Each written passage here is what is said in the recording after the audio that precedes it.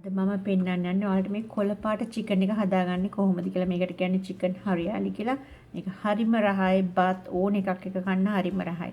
මම ග්‍රෑම් 800ක් අරන් තියෙනවා. ඔයාලට චිකන් එකේ හැම ආස නැත්නම් හැම අයින් කරගන්න. එනකොට මම ආසයි එකත් එක. ඒක නිසා මම මේක පාවිච්චි කරනවා. කහ තේ හැඳි භාගයයි ලුණු අවශ්‍ය ප්‍රමාණයට මම මේකට තේ හැඳි එකක් එකතු කරා දැනට පස්සේ ඇඩ්ජස්ට් කරගන්න. ඊට පස්සේ ඉඟුරු, සුදු ලුණු, curry leaves, lemongrass ඔක්කොම මේස හැඳි දෙකක් වගේ හිටින්න හොඳට අඹරලා. ඒක හොඳට ඒ තුන එකට හිටින්න අඹරලා මේස හැඳි දෙකක් වගේ හිටින්න ඒකයි. ඊට පස්සේ යෝගට් එක කෝප්පයක්. දැන් දාලා ඊට පස්සේ හොඳට මේක කලවම් කරන්න. හොඳට අත දාලා හොඳට කලවම් කරන්න. හැන්දකින් වගේ කලවම් කරන්න. හොඳට කලවම් වෙන්නේ නැහැ මේක.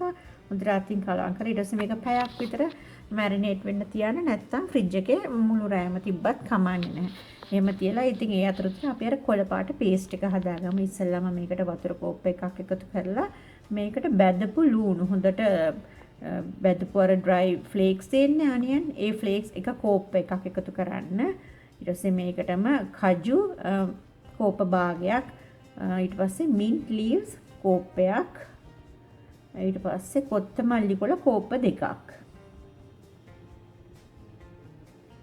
මේ වලින් තමයි අර කොළ පාට එන්නේ. හරිම රහයි. ඊට පස්සේ අපි මේකට එකතු කරන අන්තිම දේ තමයි fresh green chili. ඔයාලා ඒ අමු මිරිස් ඔයාලට අවශ්‍යයි කියලා හිතෙන ප්‍රමාණයට සැර ඔයාලා එකතු කරගන්න එක. ඔයාලට තමයි ඔයාලගේ සැර කොච්චරක්ද ඕන කියලා ඔයාලට හිතාගන්න බෑ. ඒ ප්‍රමාණයට එකතු කරලා මේක හොඳට පේස්ට් එකක් වගේ එනකන් හොඳට මේක ග්‍රයින්ඩ් කරගන්න. මේ වගේ එනකන් හොඳට. ඔය එහෙම ආවට පස්සේ ඒක දැන් පැත්තකින් දාලා අපි දැන් මස් ටික හදන්න පටන් ගමු. දැන් ඉස්සෙල්ලාම මේ භාජනය මම අරගන්නේ. මේකට මම ඔලිව් ඔයිල් මේසෙදි 4ක් වගේ මම දානවා. ඒවෙම දාලා ඊට පස්සේ අර තෙල් රත් වෙද්දි අර මැරිනේට් කරපු මස් ටිකත් ඒකට එකතු කරන්න හිමීට. තෙල් එහෙම ඇඟට විසි වෙන්න දාගන්න එපා. මේක තෙල් හොද්දටම විසි වෙනවා. ඒක නිසා පරිස්සමෙන් මේවා කරන්න. ඊට පස්සේ දාලා මේක දෙපැත්ත පෙරලා විනාඩි 10ක් විතර මේ තෙලේම මේක හොඳට ටෙම්පරාදු වෙන්න දෙන්න. හොඳට බැදෙන්න වගේ මස් ටික මෙහෙම ලස්සනට පාටක් එනවා. ඒක රන්වන් පාට වගේ වෙනවා. දෙපැත්ත පෙරලා ඒක ඊට පස්සේ අර විනාඩි 10ක් විතර එහෙම ඉදුණට පස්සේ ඒකට අර පේස්ට් එක එකතු කරන්න. පේස්ට් එක එකතු කරලා පේස්ට් එක එකතු කරාට පස්සේ නම් අනිවාර්යෙන් කලවම් කර ඉන්න ඕන. මොකද නැත්තම් ටක් ගාලා අඩිය අල්ලන්න බලනවා. අඩිය නිකන් හූර වගේ එක කලවම් කරන්න. ඒකත් විනාඩි 7ක් 8ක් වගේ මේ වගේ ඔක්කොම එකට හොඳට ඉදෙන්න දෙන්න.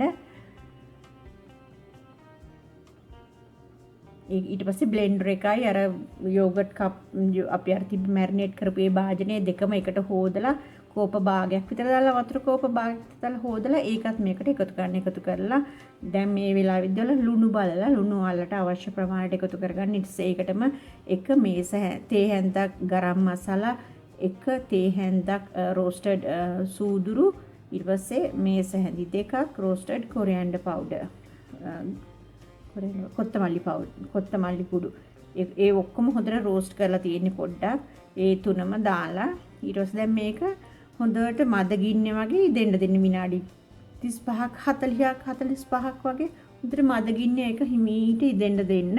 ඊ අතරතුර ඇත්තටම කලවම් කරන්න ඕනේ එහෙම නැහැ. දැන් ඔයාලට පේනවා මේක දැන් විනාඩි 45කට පස්සේ මේ දැන් අඩිය අල්ලන්නේ හොඳට තෙල් පෑදිලා හැම ඇවිල්ලා තියෙනවා මේකේ.